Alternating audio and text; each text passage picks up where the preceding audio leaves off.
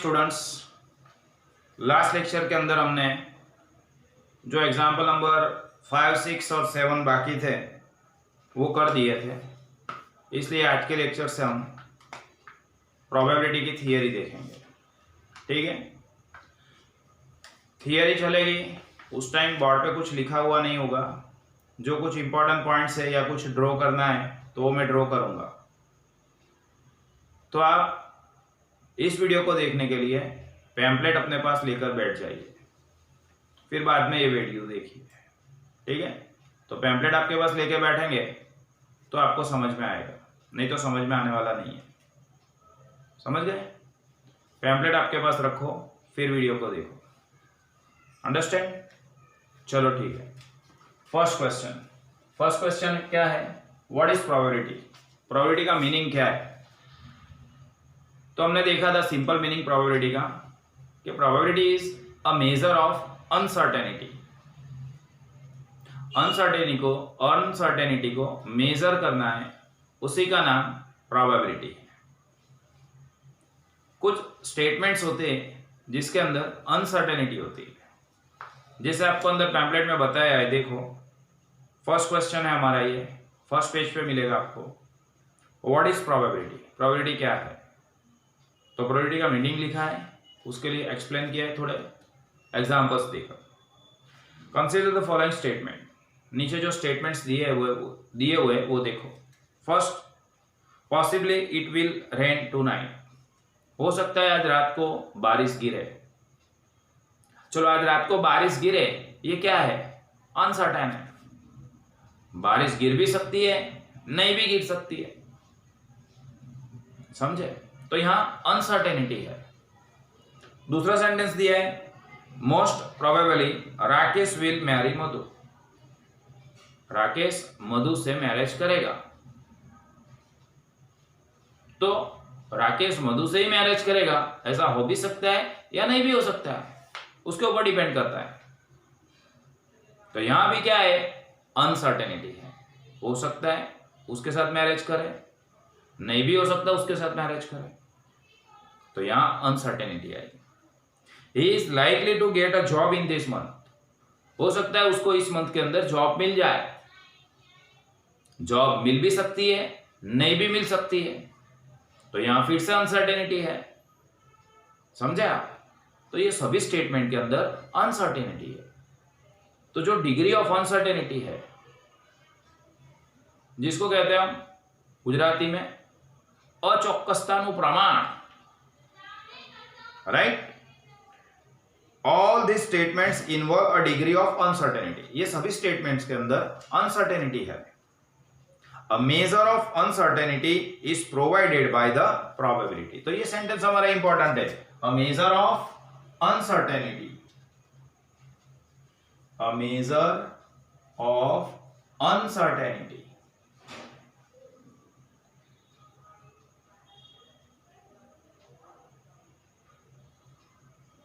measure of uncertainty is provided by probability। तो जो measure of uncertainty है उसको हम क्या कहेंगे? प्रोबेबिलिटी। अचोक्कसताનું માપ, એને संभावना કહેવાય, राइट? ऊपर जो स्टेटमेंट्स देखे वो सभी स्टेटमेंट्स के अंदर अनसर्टेनिटी थी।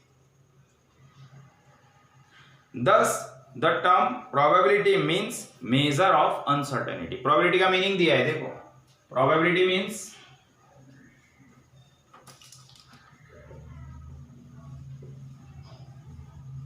Measures of uncertainty.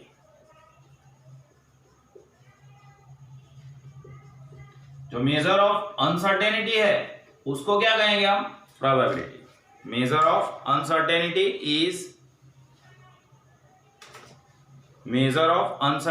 Is known as probability. Uncertainty का जो मेजर है उसको हम क्या कहते हैं? प्रोबेबिलिटी कहते हैं। आगे पैम्पलेट के अंदर देखते रहना। And it is a number which lies between 0 to 1। मतलब प्रोबेबिलिटी एक क्या है? नंबर है, संभावना एक संख्या है। विच लाइज बिटवीन 0 to 1 मतलब उसका वैल्यू हमेशा से किसके बीच में होगा, 0 से 1 के बीच में होगा। प्रोबेबिलिटी का वैल्यू हमेशा किसके बीच में होगा, 0 से 1 के बीच में होगा। इसलिए हम ऐसा भी लिख सकते हैं 0 लेस देन और equal to probability of A less than equal to 1। सभी प्रोबेबिलिटी का वैल्यू 0 से 1 के बीच में होगा। 0 से कम मतलब नेगेटिव प्रोबेबिलिटी नहीं होगी या 1 से ज्यादा भी नहीं होगी। समझ गए? तो प्रोबेबिलिटी का सिंपल मीनिंग दिया हुआ है यहाँ। प्रोबेबिलिटी का मीनिंग क्या है? Probability means major of uncertainty. Probability means major of uncertainty. Uncertainty का जो मेजर है उसको हम प्रोबेबिलिटी कहेंगे। And it is a number, एक संख्या है विच लाइज फ्रॉम 0 to 1। उसकी वैल्यू कहां से कहां तक होगी, 0 से 1 तक होगी। समझ गए? तो ये क्वेश्चन नंबर 1 था। आप क्वेश्चन नंबर 1 पैम्पलेट से लिखेंगे। ये बोर्ड पे जो दिख रहा है वो नहीं लिखना है, सिर्फ इतना नहीं लिखना है, पैम्पलेट के अंदर से लिखना है। अंडरस्टैंड बेटा? Okay. Some basic concepts, definitions and notations. कुछ कॉन्सेप्ट्स दिए हैं, डेफिनेशंस दिए, नोटेशंस दिए। ये हमारा क्वेश्चन नंबर 2 है। Some basic concepts.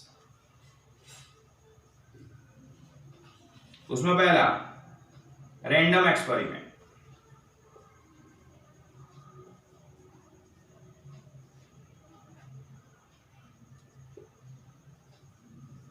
Random experiment ગુજરાતીમાં તમે એને યાદચ્છિક પ્રયોગ કહેતા હતા।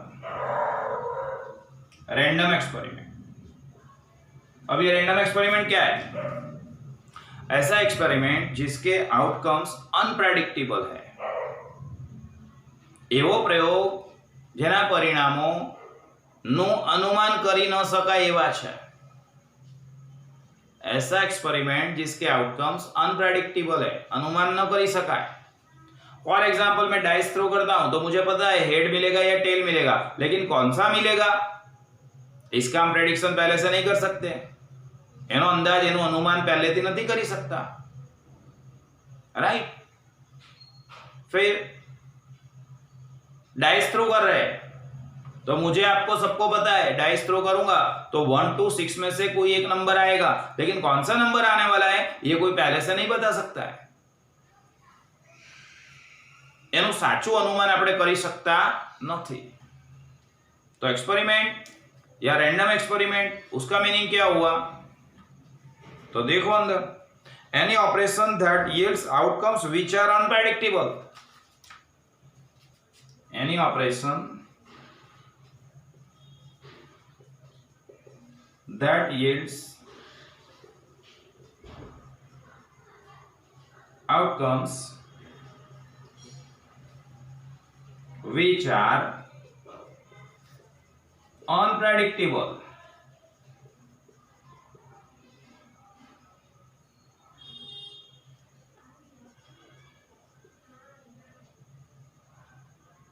एवो प्रयोग जेना परिणामों अनप्रेडिक्टेबल मतलब जेनु આપણે अनुमान કરી શકતા નથી, एवा परिणामों गण। मैंने आपको बताया डाइस थ्रो किया, हेड मिलेगा, टेल मिलेगा, हम उसका प्रेडिक्शन नहीं कर सकते। डाइस थ्रो किया 1 2 3 4 5 6 में से कौन सा मिलेगा उसका अनुमान पहले से नहीं कर सकते। तो ये सभी आउटकम्स जिसको हम पहले से प्रेडिक्ट नहीं कर सकते उसको क्या कहेंगे? ऐसे एक्सपेरिमेंट को क्या कहेंगे हम? रैंडम एक्सपेरिमेंट कहेंगे। तो यहाँ डेफिनेशन देखो, any operation that yields outcome which are unpredictable is called as random experiment. For example in tossing a coin, head and tail are unpredictable. Coin toss करेंगे आप तो हेड मिलेगा या टेल मिलेगा, वो अनप्रेडिक्टेबल है। समझ गए? चलो सेकंड पॉइंट देखते हैं, सैंपल स्पेस। सैंपल स्पेस मतलब क्या?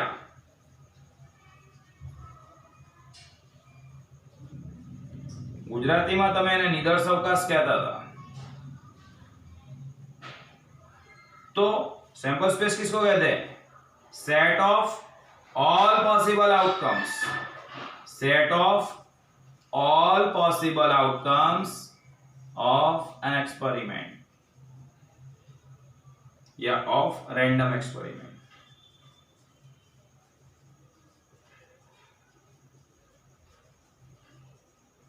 रैंडम एक्सपेरिमेंट के सभी पॉसिबल आउटकम्स का जो सेट है, सेट मतलब गण, यादच्छिक प्रयोगना તમામ શક્ય પરિણામોનો ગણ, set of all possible outcomes of random experiment. Random experiment के सभी पॉसिबल आउटकम्स का जो सेट मिलता है उस सेट को हम क्या कहते हैं? Sample space. It is generally denoted as S. उसको जनरली क्या लिखते हैं हम? एस लिखते हैं, या 12th के अंदर आप लोग यू लिखते थे, ठीक है? तो उसको एस या यू से बताएंगे, एस और यू, ठीक है? तो सैंपल स्पेस मतलब क्या? तो याद रखना, set of all possible outcomes is known as sample space. सभी पॉसिबल आउटकम्स का जो सेट है उसको हम सैंपल स्पेस कहेंगे। देखो अंदर, a set of all possible outcomes, તમામ શક્ય પરિણામોનો ગણ, ऑफ एन एक्सपेरिमेंट, यादच्छिक प्रयोगना તમામ શક્ય પરિણામોનો ગણ, is known as sample space. उसको हम सैंपल स्पेस कहते हैं। It is denoted as S. उसको एस कहेंगे। If we toss a coin, अगर हमने कॉइन टॉस किया, देन एस इक्वल टू, चलो कॉइन टॉस करने से दो आउटकम्स मिलते हैं। कौन से दो? Head and tell. तो सेट के अंदर सैंपल स्पेस एस के अंदर हमको क्या मिलेगा? इन ब्रैकेट एच मिलेगा या फिर टी मिलेगा, हेड हाउस से या तो टेल हाउस से। तो ये दो पॉसिबल आउटकम्स है कॉइन टॉस करने में। तो ये दोनों का सेट जो मिला है, आनो जो गण मळ्यो, ये कर्ली ब्रैकेट के अंदर लिखते हैं ना, उसको सेट कहते हैं। छगड़िया कौंस में लखीए छे ने एने गण कहेवाय बेटा, तो उसको हम कहेंगे सैंपल स्पेस। तो सबसे पहले यहां था, पहले से स्टार्ट कर दिए। What is probability? प्रोबेबिलिटी क्या है? तो it is a major of uncertainty. Uncertainty का जो मेजर है उसको हम प्रोबेबिलिटी कहते हैं। उसकी वैल्यू 0 से 1 के बीच में रहती है, ठीक है? उसके बाद हमने देखा, क्या देखा? तो रैंडम एक्सपेरिमेंट। रैंडम एक्सपेरिमेंट क्या है? तो रैंडम एक्सपेरिमेंट क्या है? देखो, any operation that yields outcome which are unpredictable. Any operation that yields outcomes which are unpredictable. जो अनप्रेडिक्टेबल आउटकम्स है, ऐसे एक्सपेरिमेंट को, ऐसे ऑपरेशन को हम क्या कहेंगे? रैंडम एक्सपेरिमेंट कहेंगे। उसके बाद सैंपल स्पेस किसको कहना है? तो set of all possible outcomes, सभी पॉसिबल आउटकम्स का जो सेट मिलेगा उसको हम क्या कहेंगे? तो सैंपल स्पेस कहेंगे, ठीक है? अब आगे इवेंट। इवेंट क्या है? Third number, event. गुजराती में कहेवाय घटना।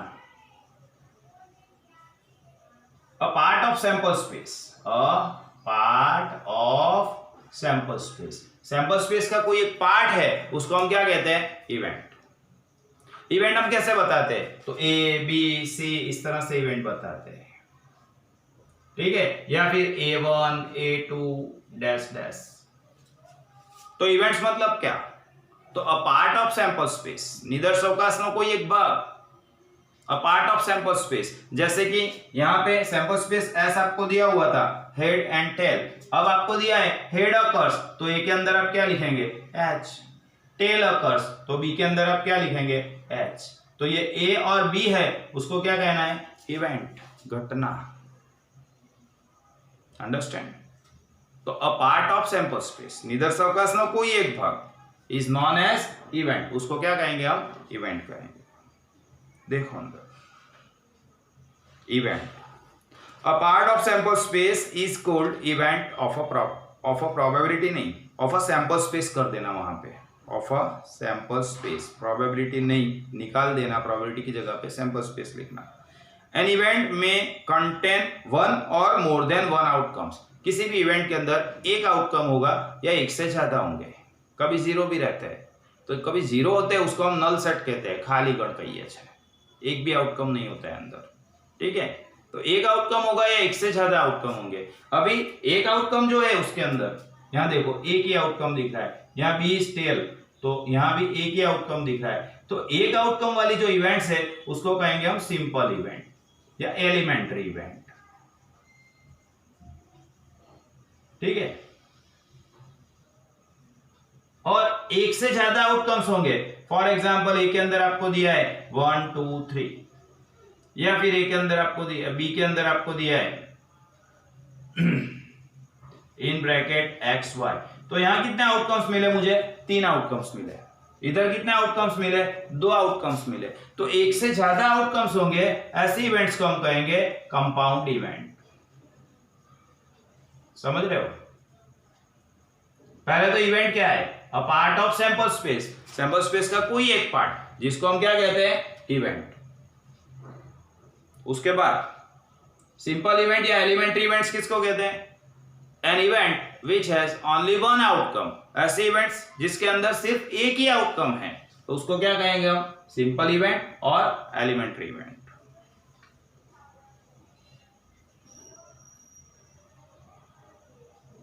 उसके बाद कंपाउंड इवेंट किसको कहना है? तो कंपाउंड इवेंट मतलब एक से ज्यादा आउटकम्स होंगे, यहां 3 आउटकम्स है, यहां 2 आउटकम्स है, तो उसको क्या कहेंगे हम? Compound events. तो इवेंट वाला पूरा देखते हैं पैम्फलेट के अंदर, देखना। Any part of the sample space is called an event of a sample space करना है, वहां प्रोबेबिलिटी छपा हुआ था, आपने सैंपल स्पेस कर दिया होगा। एन इवेंट में कंटेन वन और more than one outcome, event के अंदर एक आउटकम होगा या एक से ज्यादा आउटकम्स होंगे। When an event consists of a single outcome, single outcome मतलब एक જ પરિણામ એની અંદર હશે, એક જ ઘટક હશે, then it is called a simple event, तो उसको हम simple event कहेंगे। An event which has 2 or more outcomes, 2 outcomes होंगे या उससे ज्यादा outcomes होंगे, तो उसको क्या कहना है? देखो, compound event, राइट? एक आउटकम है तो क्या कहना है? सिंपल या एलिमेंट्री इवेंट, या एक से ज्यादा मतलब 2 या 3 या 4, तो हम उसको क्या कहेंगे? Compound events. The sample points content in an event are written with in brackets, curvy bracket, मतलब जे परिणामो छे ए सानी वच्चे लखवामां आवशे? कर्वी ब्रेकेटनी वच्चे। આવી રીતે कर्वी ब्रेकेट કહેવાય, અને આ कर्वी ब्रेकेटनी वच्चे એના આઉટકમ્સને લખવામાં આવશે। अंडरस्टैंड? तो ये इवेंट वाला पॉइंट हो गया। चलो आगे देखते हैं 4 नंबर का point. 4 number, impossible event. Impossible event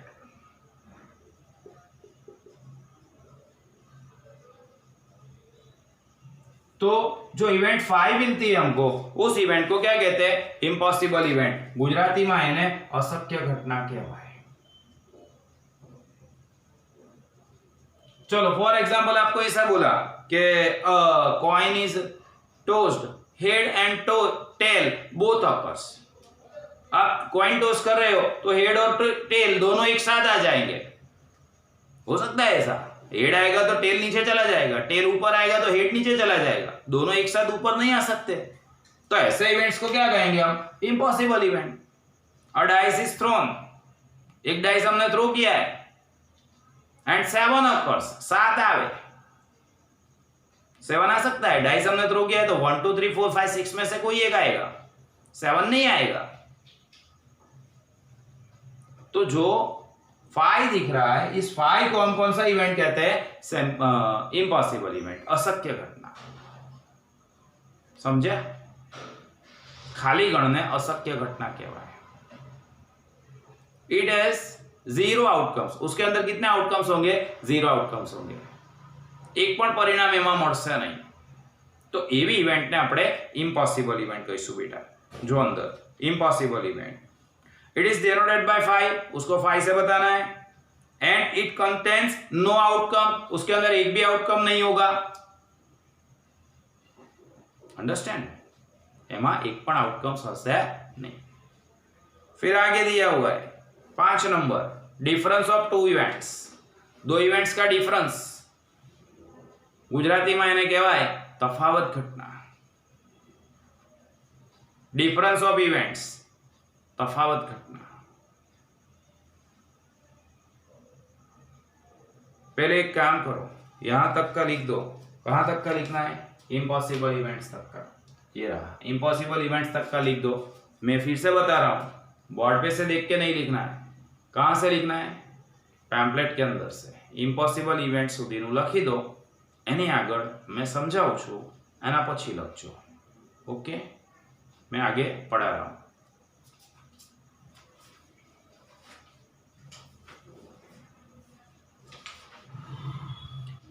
ठीक है, चलो 5th नंबर का डेफिनेशन देखते हैं। Difference of two events. Difference of two events, इसको हम गुजराती में पहले कहते थे तफावत घटना। दो टाइप का डिफरेंस ऑफ इवेंट्स होता है। पहला है a माइनस बी एंड दूसरा है b minus A. a minus B का मतलब क्या हुआ? a occurs not b, a बन से b नहीं बने। फिर b माइनस ए मतलब b occurs not a, b बन से a नहीं बने, राइट। इसके अंदर a के ऐसे आउटकम्स लिखना है जो b में नहीं आ रहे, यहाँ पे b के ऐसे आउटकम्स लिखेंगे जो a में नहीं आते। समझ गए? चलो पहले पैम्पलेट के अंदर देखो। If a and b be the two events of sample space S, sample space S की दो इवेंट्स a और b है, then difference of events a and b is denoted by a minus b। उसको क्या कहेंगे? Difference of a and b। Difference of a and b तो a minus b, difference, difference એટલે बाद बाकी, minus. is event consisting of outcomes that belongs to event A but not in B, belongs to A but not in B, A में होगा लेकिन B में नहीं होगा, तो उसको कहेंगे A minus B। Clearly A minus B को क्या लिखना है? A intersection B dash. उसके बाद similarly the difference of B and A is denoted bye B minus A। Difference B और A का जो है उसको B माइनस A कहेंगे। is the event consisting of outcomes that belongs to B but not A, मतलब जो किसके अंदर होंगे? B के अंदर होंगे लेकिन A में नहीं होंगे। B बन से पर A नहीं बने, B माह से बट A माह नहीं होए, so B minus A। clearly not in A clearly B minus A equal to A dash intersection B। ये वही है, A dash intersection B है, मैंने आगे पीछे लिखा है। B इंटरसेक्शन A डैश भी लिख सकते हो आप, ठीक है, A डैश इंटरसेक्शन B भी लिख सकते हो। तो यहाँ पे हमको वेन डायग्राम ड्रॉ करना है। मैंने डेफिनेशन के बाजू में जगह दी हुई है, तो वहां जो जगह है खाली, वहां पे ये दो डायग्राम ड्रॉ कर देना। A माइनस B का डायग्राम ड्रॉ कर रहा हूं मैं, देख लो बराबर, पैम्पलेट के अंदर ड्रॉ करना है। ये A का सर्कल है और ये B का सर्कल है, ठीक है, A B। यहां पे सिर्फ A के आउटकम्स हमको लिखना है, तो ये A वाले आउटकम्स आएंगे, दूसरा कुछ नहीं आएगा। यहां पे नहीं कर सकता हूं मैं क्योंकि ये B के अंदर है। बाहर सैंपल स्पेस S लिख देंगे, इसको नीचे लिख देता हूं मैं, ऊपर सैंपल स्पेस S लिख देंगे और यहां लिखेंगे A माइनस B या फिर A इंटरसेक्शन B डैश। इसी तरह से इसको नीचे ले लूंगा मैं, ऊपर लिखना है सैंपल स्पेस S, समझे छो? यहां सैंपल स्पेस S लिख देंगे, ठीक है, और नीचे लिख देंगे B माइनस A या फिर B इंटरसेक्शन A डैश। ये A का सर्कल है, ये B का सर्कल है, ये A ये B है, तो B वाले आउटकम्स को लाइनिंग करना है, B वाले को, समझ गए? A माइनस B और A intersection B dash, B minus A that is B intersection A dash. ये दोनों वेन डायग्राम ड्रॉ करना पड़ेगा आपको। क्वेश्चन डेफिनेशन नंबर 6 देखते हैं। Point number 6, complement of an event, Gujarati में आप इसको क्या कहते थे? पूरक घटना। ऐसे आउटकम्स जो A के अंदर है, सॉरी, ऐसे आउटकम्स जो U के अंदर है लेकिन A में नहीं है। फॉर एग्जाम्पल आपको U दिया हुआ है 1 2 3 4 5 6, A दिया हुआ है 1 3 5, तो A डैश में हम क्या लिखेंगे? 1 3 5 के अलावा जो कुछ है ना A में, वो U में जो है ना वो लिखेंगे, मतलब 2 4 6 लिखना पड़ेगा। देखो अंदर पढ़ता हूं। Complement of an event, the complement of an event A is denoted by A dash. उसको क्या लिखना है? हमें A डैश लिखना है। Complement of an event that is A dash, A dash લખવાનું है, and it is event which consists of all the outcomes of sample space, sample space के सभी outcomes आएंगे उसके अंदर, that do not belongs to event A, जो event A के अंदर नहीं होंगे। समझ गए? जो event A के अंदर नहीं है, ऐसे sample space S के सभी outcomes हमको लिखना है। फॉर एग्जाम्पल करके दिया हुआ है, देखो, for example S equal to 1 2 3 4 5 6, A is 1 3 5, तो A डैश के अंदर क्या मिलेगा हमको? 2 4 6। अब जगह खाली दिख रही है तो जहां जगह खाली दिख रही है वहां ये ड्रॉ करना है। चलो मैं ऊपर लिख दूंगा सैंपल स्पेस एस, ठीक है, ऊपर लिख रहा हूं सैंपल स्पेस एस। यहाँ पे आपको ए दिया हुआ है सर्कल ए, तो ये जो ए के बाहर के जो दिख रहे हैं ये सब कहलाएगा ए डैश, ठीक है। એની બહારના જે છે એ ઘટકોથી જે ઘટના બનશે બેટા એને a ડैश કહીશું, तो यहाँ हम लिख देंगे a डैश। तो ये ड्रॉ कर देना कॉम्प्लीमेंट ऑफ एन इवेंट के अंदर। Summation of probabilities of two complementary event is always equal to 1, मतलब दो कॉम्प्लीमेंट्री इवेंट्स का प्रोबेबिलिटी उसका समेशन हमेशा एक होगा। मतलब क्या कि p of a plus p of a dash हमेशा कितना मिलेगा 1 मिलेगा। इसीलिए तो हम p ऑफ a डैश कैसे लिखते हैं 1 माइनस p ऑफ a, है ना, या फिर p ऑफ a कैसे लिखते हैं तो 1 minus p of a dash, क्योंकि दो कॉम्प्लीमेंट्री इवेंट्स का समेशन हमेशा एक होता है। अंडरस्टैंड? समझन पड़े छे ने बेटा, समझवू पड़શે। Next union of events. Union of events मतलब योग घटना। मतलब शू तो कि भाई ए बने अथवा बी बने अथवा ए અને बी બંને बने, ए occurs और बी occurs और A and B both occurs। ऐसे आउटकम्स लिखना है जो ए के अंदर होंगे या फिर जो बी के अंदर होंगे या फिर जो ए और बी दोनों के अंदर होंगे। ऐसे आउटकम का जो सेट बनता है उसको हम क्या कहते हैं यूनियन ऑफ एन इवेंट। अब यूनियन को क्या लिखते थे हम, ऐसे लिखते थे ए यूनियन बी। बताऊं मैं ए यूनियन बी इस तरह से। ये ए का सर्कल है, ये बी का सर्कल है, यहाँ ए लिखना है यहाँ बी लिखना है, दोनों के सभी आउटकम्स लिखना है, ये सब के अंदर लाइनिंग आएगी। समझ गए? तो इसको यूनियन ऑफ इवेंट कहेंगे, योग घटना कहीशुं। जो अंदर हवे पैम्पलेट में the union of two events A and B is denoted by A union B. उसको ए यूनियन बी से बतावानुं छे અને ए यूनियन बी थी दर्शाववानुं छे। And it is the event which consist of all outcomes which belongs either to A or to B or both A and B, जो A के अंदर होंगे या बी के अंदर होंगे या दोनों के अंदर होंगे। नीचे फॉर एग्जांपल करके दिया हुआ है a equal to 1 2, b equal to 2 3 4, then a union b। a union b में सभी एलिमेंट्स एक बार लिखना है, બધા घटकों एक बार લખવાના છે, એટલે 1 2 3 4 लिखा, ठीक है। और उसके यहाँ पे जगह दिख रही है वहां ये ड्रॉ कर देना है। अंडरस्टैंड?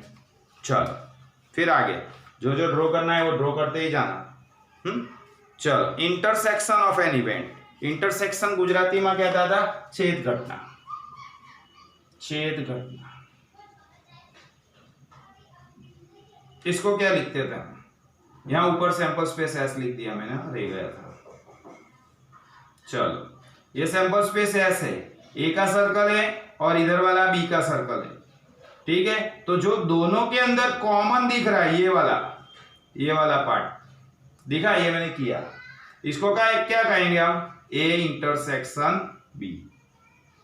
मतलब ए और बी दोनों के अंदर जो कॉमन है उसका सेट, उसको कहते हैं इंटरसेक्शन। कॉमन सामान्य सरखू। अंडरस्टैंड? देखो अंदर the intersection of two events A and B is denoted by A intersection B, उल्टा यू लिखना है। And it is the event which consist of all outcomes that are common to both A and B. A and B दोनों के अंदर जो common है ऐसे outcomes उसको कहेंगे intersection of events. For example करके आपको दिया है 1 2 3, बी के अंदर दिया है 2 3 4 5, तो ए इंटरसेक्शन बी के अंदर हमको क्या मिलेगा 2 एंड 3, क्योंकि 2 एंड 3 दोनों के अंदर आ रहा है, ए में पण छे और बी में पण छे। फिर यहाँ इंटरसेक्शन उसके डेफिनेशन के नीचे जगह दिख रही है वहां ये ड्रॉ करना है। अंडरस्टैंड? फिर सम इंपॉर्टेंट रिजल्ट्स, तो ये सभी रिजल्ट्स आप इस डेफिनेशन के नीचे लिख देंगे, लखी देशो। इंटरसेक्शन की डेफिनेशन लखो અને नीचे आ બધા पॉइंट्स लखी देजो। सम इंपॉर्टेंट रिजल्ट्स 1 2 3 4 करके दिया हुआ है, ठीक है। अब म्यूचुअली एक्सक्लूसिव इवेंट्स, तो म्यूचुअली एक्सक्लूसिव इवेंट्स मतलब परस्पर निवारक घटनाओं गुजराती में। चलो ये म्यूचुअली एक्सक्लूसिव इवेंट्स किसको कहते हैं? तो when A intersection B equal to 5, A intersection B करने से हमको क्या मिलता है? 5 मिलता है। तो ऐसे इवेंट्स को हम क्या कहेंगे? Mutually exclusive events. सर आप कुछ डेफिनेशन के अंदर ड्रॉ कर रहे हो, कुछ डेफिनेशन में ड्रॉ नहीं कर रहे हो, तो जहां मैंने ड्रॉ किया है बेटा वहां तुझे ड्रॉ करना है, जहां नहीं किया वहां नहीं करना है। अंडरस्टैंड? ओके, चलो देखो mutually exclusive events. Two events A and B are said to be mutually exclusive if the occurrence of any one of them precludes the occurrence of the other event। मतलब ऐसा कि दोनों events एक साथ नहीं बनेगी, बे घटनाओं जोड़े नहीं बने। चलो मैंने बताया था, बीच में एक एग्जांपल आया था, तब A एंड B दोनों रेस लगा रहे, तो दोनों एक साथ जीत सकते हैं? तो नहीं जीत सकते ना। A जीतेगा तो B हार जाएगा, बी जीतेगा तो ए हार जाएगा, लेकिन दोनों एक साथ नहीं जीत सकते। तो जहां दो इवेंट्स एक साथ नहीं बनती है, ऐसे इवेंट्स को हम क्या कहते हैं? Mutually exclusive. ये भी घटनाओं ने परस्पर निवारक घटनाओं कहवाय बेटा, जे बे इवेंट्स जुड़े ना बने। अंडरस्टैंड? इसीलिए तो हमने लिखा है ए इंटरसेक्शन बी क्या मिलेगा? 5 मिलेगा। देखो अंदर, If two events A and B are mutually exclusive, then A intersection B equal to क्या मिलेगा? 5, और उसका probability कितना होगा? 0 होगा। फॉर एग्जाम्पल करके दिया हुआ है, in tossing a coin S equal to HT, suppose A is H and B is T, then A intersection B 5। क्यों? A के अंदर H था, B के अंदर T था, दोनों के अंदर कुछ कॉमन नहीं था, इसलिए A intersection B 5 मिला, and probability of A intersection B is 0। So A and B are mutually exclusive events। A intersection B 5 मिलेगा तो हम उस इवेंट्स को म्यूचुअली एक्सक्लूसिव इवेंट्स कहना है। ठीक है, 3 इवेंट्स होंगे तो A intersection B intersection C 5 मिलेगा और P of A intersection B intersection C 0 मिलेगा। अब equally likely outcomes, equally likely outcomes એટલે ગુજરાતીમાં એને શું કહેવાય? તો કે ભાઈ સમસંભાવી પરિણામો।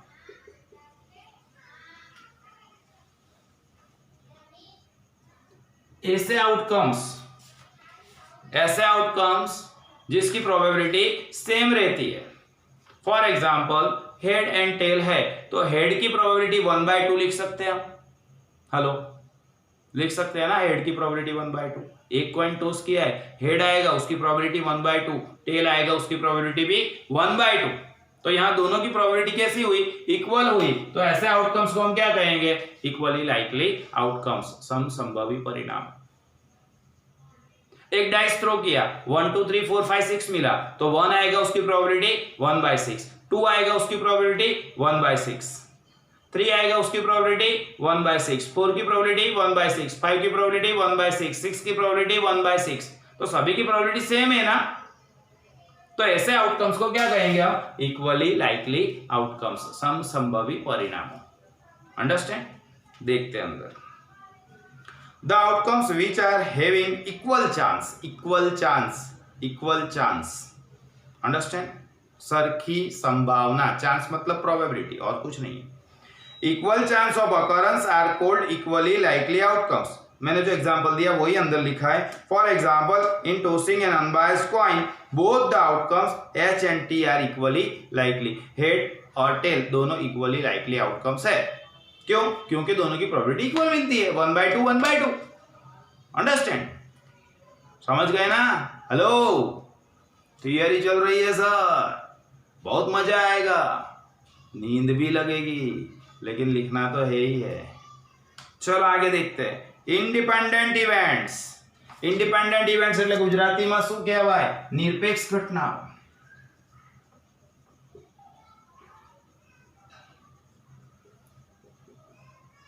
ऐसे दो इवेंट्स जिसकी प्रोबेबिलिटी एक दूसरे के ऊपर अफेक्ट नहीं करती है। जैसे ए सच बोल रहा है, उसकी प्रोबेबिलिटी बी झूठ बोल रहा है या बी सच बोल रहा है उससे इफेक्ट करेगी? नहीं करेगी। दोनों इंडिविजुअल अलग अलग व्यक्ति है, एक दूसरे के ऊपर उसकी प्रोबेबिलिटी डिपेंड नहीं करती है। तो ऐसे इवेंट्स जिसकी प्रोबेबिलिटी एक दूसरे के ऊपर डिपेंड नहीं करेगी, ऐसे इवेंट्स को हम कहेंगे इंडिपेंडेंट इवेंट्स। और याद रखो, इंडिपेंडेंट इवेंट्स दिए होंगे आपको तो P of B slash A equal to directly P of B मिलेगा। ये स्लेश वाला निकल जाएगा, और P of A slash B directly मुझे पी ऑफ ए मिलेगा, ये पीछे वाला स्लेश निकल जाएगा। और P of A intersection B का वैल्यू कैसे मिलेगा, तो P of A intersection B का वैल्यू मिलेगा directly P of A into P of B. ये मल्टीप्लीकेशन रूल भी था, दो पार्ट बनाए थे मैंने, एक साइड डिपेंडेंट एक साइड इंडिपेंडेंट, वही है ये इंडिपेंडेंट इवेंट्स। समझ गए? देख लो, independent events, two events A and B are said to be independent if the occurrence of one of them in no way affects the occurrence of the other event. किसी एक event, कोई एक घटना बने एनो आधार बीजी घटना बने एनी ऊपर न होय, in no way affects the other events, किसी भी तरह से दूसरे इवेंट्स के ऊपर वो डिपेंड नहीं है, एक दूसरे के ऊपर आधार नहीं रखते, then it is known as independent events. If A and B are independent events, then P of A intersection B क्या मिलेगा, P of A into P of B. Not. If events are not independent, then they are called as dependent events. अगर independent events नहीं है तो वो dependent कहलाएगी। ये तो सीधी बात है ना भाई, independent नहीं है तो क्या है, dependent है, dependent नहीं है तो क्या है, independent है। Understand? तो question number 1 and question number 2, आज दो क्वेश्चन हमने कंप्लीट किए। दोनों क्वेश्चन बुक के अंदर लिख देना, कम्प्लीटली लखी देजो। जेमा जेमा मैं आकृति ड्रॉ करी छे, जेनी अंदर वेन डायग्राम में ड्रॉ कर्યું છે એની અંદર વેન ડાયાગ્રામ પણ ડ્રો કરજો। અને વેન ડાયાગ્રામ બે બાજુ ડ્રો કરવાનું થશે તમારે, એકવાર પેમ્પલેટમાં ડ્રો કરશો અને એકવાર તમારી બુકમાં ચોપડામાં પણ ડ્રો કરશો। ઠીક છે બેટા, તો બધું લખી દેજો। નેક્સ્ટ લેક્ચરમાં મળીએ છે। By everyone.